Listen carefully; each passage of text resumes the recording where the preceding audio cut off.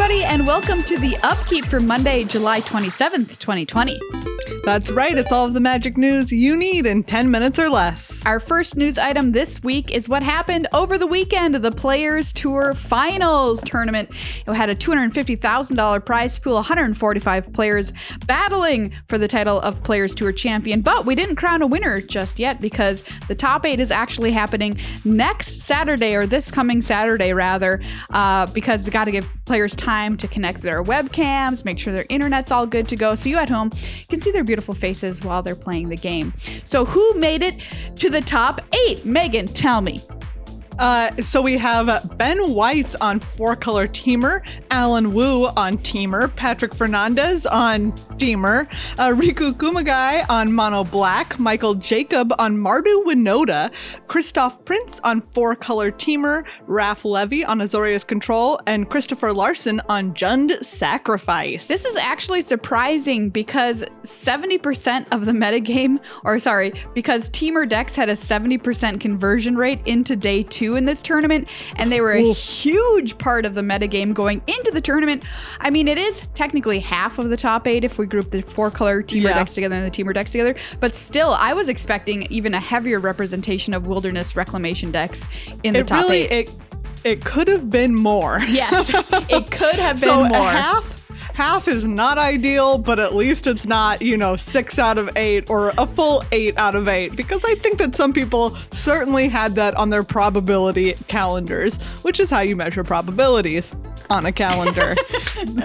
The top 16 from this Players Tour Finals also qualifies for the 2020 season Grand Finals later this year that has even bigger prizes and only 32 players. So the top 16 from this event and then the top 16 from the upcoming Mythic Invitational. Some of those notable top 16 players include Pyotr Glogovsky, Autumn Burchett, Seth Manfield, Yvonne Flock, and Andrew Beckstrom. So it really was a stacked tournament this weekend. It was. The average of the players here was 1 top finish and $100,000 in lifetime earnings. That was the average. Ooh, that's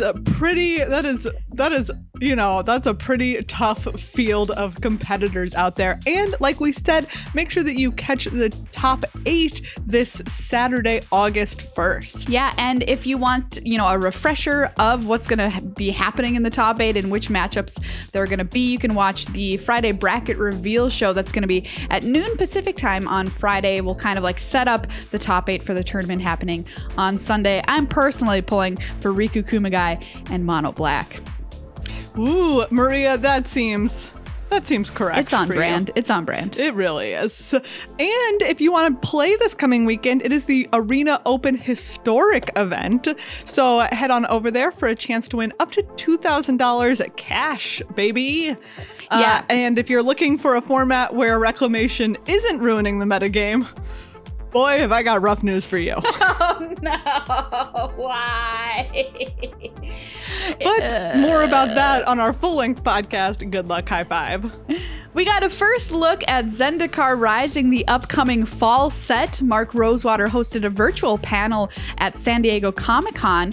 The release is coming September 17th on Arena and September 25th in paper. And he says Zendikar Rising will have an adventure plane feel, which will be similar to the original Zendikar block. It will once again be land focused and will feature full art basic lands, which I'm super excited about, plus 6 new dual lands that Mark Rosewater said he designed a long time ago, and he's super happy that these new dual lands have finally found a home. I'm excited to see what happens.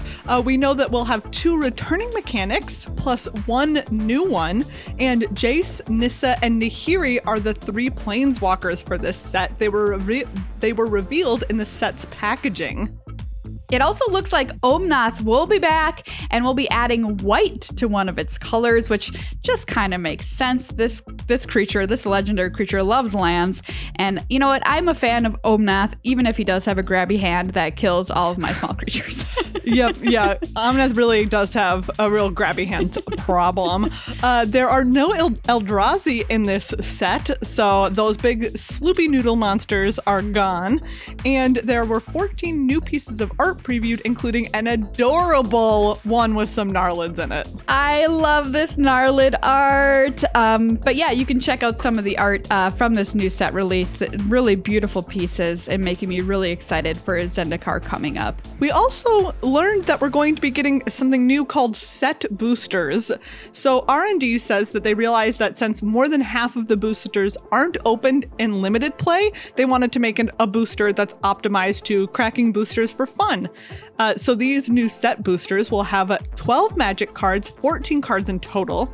They'll start with an art card, as you might remember from Modern Horizons, and a land card, which has a 15% chance of being foil. That's followed by 6 connected commons and uncommons, a showcase card, 2 wild card rarity spots, a rare or mythic rare spot, and a foil spot, plus a token and add card, obviously, as you're used to in a booster, but that has a 25% chance of being a card from the list, is what they're calling it, which is a 300 card list from all of Magic's history that this is a reprint of. I mean, if you're having trouble tracking how many different kinds of boosters there are in Magic right now, you're not alone. But you can check out the link that does a pretty good job, actually, of explaining like how the set booster is different and exactly what's going to be in there. Double Masters previews are continuing, but there was a big giant leak, unfortunately, of a lot of the cards. So there will be kind of an upset to the preview release schedule that we linked to last episode of the Upkeep, and a lot of creators will be previewing their cards, quote unquote, earlier than they should have been able to reveal them because of the leak. The set will release on Friday on Magic Online if you're looking for your chance to play it. And a little wrinkle or a little piece of awesomeness, I think, here in when you draft this set on Magic Online or in real life, when you make your first picks, you pick 2 cards. What? Whoa. That's really sweet. I'm real into that. I think that's super cool. It's very, very cool. Coming up, you can play Magic Online GenCon events starting this Thursday. Obviously, GenCon, one of the big gaming events of the year that is not happening in person because of COVID-19. But good news is that you can still get in a lot of Magic fun if you really enjoyed heading out to GenCon for that. Yeah, you can purchase entry from the GenCon website. They're teaming up with Pastimes and Spell Table to run these events.